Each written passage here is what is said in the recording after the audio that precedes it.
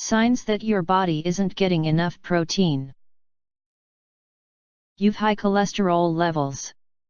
High cholesterol levels and triglycerides are not only brought on by eating fats, they're also a direct result elevated inflammation, hormonal imbalances, and processed/high sugar diets. Should you have a tendency to replace soybean with sugary snacks, refined carbs, and packaged convenient goods, your cholesterol can begin to increase as the liver and cells process fats less efficiently.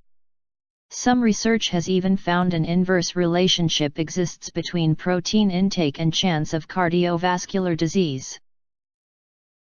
You're feeling more anxious and moody. Proteins are the inspiration for neurotransmitters which take control of your mood.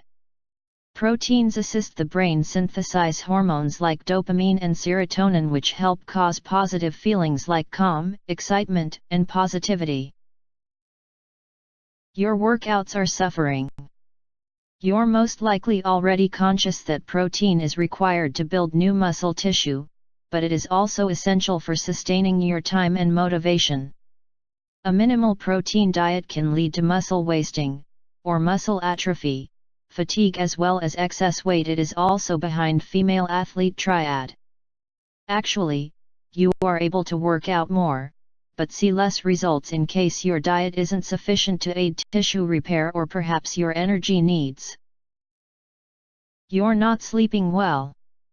Poor sleep and insomnia can often be associated with unstable bloodstream sugar levels, a boost in cortisol and hormone business serotonin production. Bloodstream sugar swings throughout the day continue during the night. Carbohydrates require a lot more insulin than fat or protein does.